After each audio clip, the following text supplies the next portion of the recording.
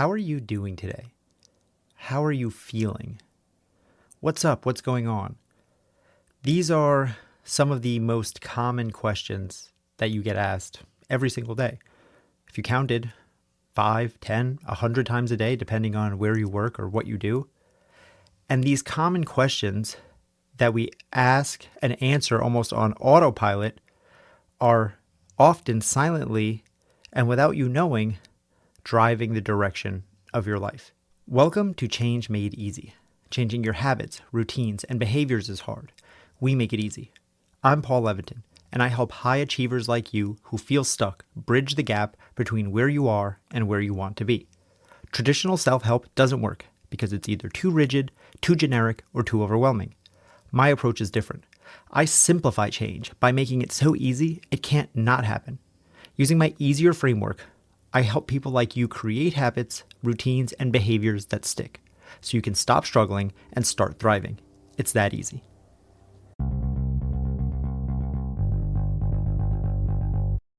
A lot of people say they don't like small talk. They say, just get to the real stuff. I don't want all this BS small talk and the how's it going, how's the weather. But the reality is, small talk is most of the talk that we do. There's only so many people in your life that you get into real, deep, meaningful conversations with. Every other person, from the barista to your coworkers, to someone you're just passing in traffic, to an old friend or acquaintance that you bump into on the street, you just have this kind of surface level interaction with. And I think that's okay. You can't have super deep, meaningful conversations, let alone connections, with every single person that you meet. And when it comes to surface level conversation, the most basic of all of the cliche conversations is just, what's up?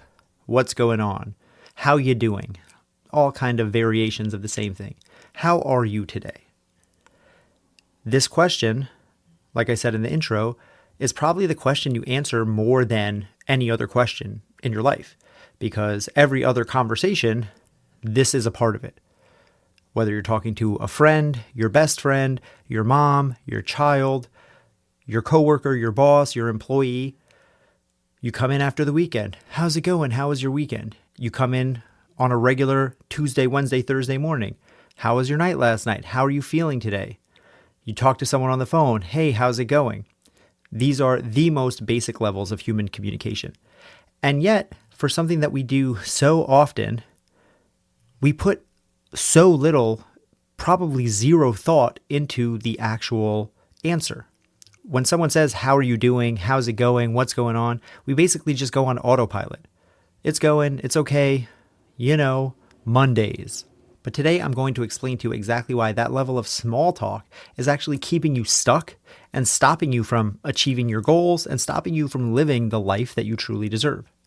Which I know can sound crazy. How does just answering how's it going have to do anything with goals or happiness or anything like that? But stay with me for a bit. When I was first working at a gym where I would be often there from 4 or 5 a.m. till 4, 5, 6, 7 p.m. at night, 12-hour days with hundreds and hundreds of members there at any given hour. So there was every hour, people were coming in, people were leaving, people are coming in, people are leaving, and I'm just the guy who's there. So that means over the course of the day, every member that comes in, hey, Paul, how's it going? Hey, man, how's it going? Hey, what's up? Hey, how are you? That was my job to talk to members. Members also talked to me because I was a familiar face. I was the trainer. I had the tattoos. I was just the guy who was always around. So I got asked this question, what's up? How's it going? In some form or variation, 100, maybe 200 times a day. And one day I was having a particularly slow day. I was probably hungover, if we're being honest. At that time in my life, I was drinking a lot and I was just kind of going through the motions. Yeah, it's going, trudging along, making it through. And I thought to myself, what message is this sending? Not to them, but to me. Because it's not strange to anyone else when you answer that question with a kind of slow, lethargic, blasé attitude. Someone says, how's it going? And you say, it's going. That's regular. That's par for the course. But I started to think, how does that affect me? Because My words are my thoughts and my thoughts are my words. And the words that I speak and the thoughts that I think are my subconscious. They become my self-talk.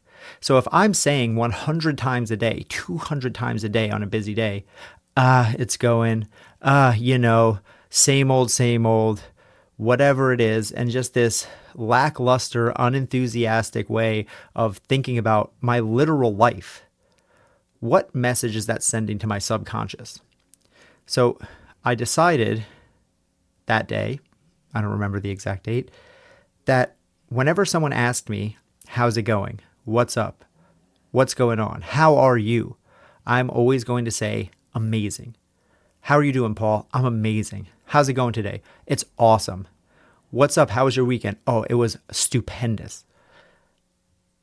Because now, 100, 200 times a day, when someone asks what's going on, I'm saying it's amazing. Life is amazing. Life is great. Life is excellent. And I'm programming my brain to think this way, literally. It's the same way that a gratitude practice works. People hear a lot about gratitude, and we talk about it a lot in the personal development space, and people say, you need a gratitude practice, have a gratitude journal. You should say 3 things that you're grateful for every day. And these things are great, and they're powerful, they're impactful. But the reason that it works is not just because you're looking at something that you can be grateful for. The reason that it works is because you're training your brain to see gratitude where it otherwise wouldn't. As a human, you have what's known as a negativity bias. And a negativity bias just means your brain is trained from evolution and hundreds of thousands of years of human development to see negative things more saliently. We see negative more saliently, and we think about negative things more heavily than we do positives. So a classic example of this is you can have your entire day of just your regular day. You get up, you get ready for work, you go to work, you drive, this happens, that happens, this happens. But then one off thing happens. Someone cuts you off in traffic, or you get a dirty look from someone at the line at Starbucks, or someone on the train is really weird that day. And when someone asks you later in the day, your partner, your kids, whoever says, hey, how was your day today? The thing that your brain pings on is that one negative interaction. You go, oh, my day, man, it was all right, but Carol from HR was super mean, or this guy in traffic was such an a-hole, or oh my gosh, I can't believe what happened on the train. Even though you had an entire day of 12 hours of things happening that you could have talked about any of those things, the negative event lingers more saliently in our brains. And that's a defense mechanism. We do that because negative things have the potential to hurt us. So our brains have been trained to pay attention more to negative things. So something like a gratitude practice, it makes you look for positive things. It makes you look for things to be grateful for. So I do this a lot with clients where I ask them to do a gratitude journal or a gratitude practice. And for the first few days, it's always easy. I'm grateful for my life. I'm grateful for my kids. I'm grateful for my dog. I'm grateful for my parents. I'm grateful for the opportunity to wake up today and blah, blah, blah. But if you keep going day after day, week after week, month after month, you run out of those obvious ones pretty quickly. And then that's where it really gets interesting. When you're 3-4 weeks into a daily gratitude practice and you're like, damn, what is there to be grateful for today? And you have to look and you have to find something to be grateful for in a day that maybe didn't readily just obviously present one. Sometimes I say, I'm grateful for the rain, even though the rain rained out something that I wanted to do. I'm grateful for the rain because it feeds the flowers or something like that. I don't know. I'm grateful for the traffic because it gives me an opportunity to sit and think. When you have a gratitude practice, it trains your brain to see positives where normally it might not. And those options for gratitude always existed. That option to see traffic as a potential positive thing that slows you down and lets you breathe is always there, but we don't look at it that way because we have that negativity bias. So that's why a gratitude practice is great and very powerful. And now understanding all that, we can go back to, how's it going? How are you doing today? And I can see that because I have this negativity bias and because my brain always hones in on things that are maybe not as ideal and pays more attention to the one small negative rather than the infinite possible positive myriad things that I do have going on. What message is that sending to my subconscious except to further justify this negativity? oh man, it's going, another day. You know how it is, getting through it. It's like, yeah, okay, I guess.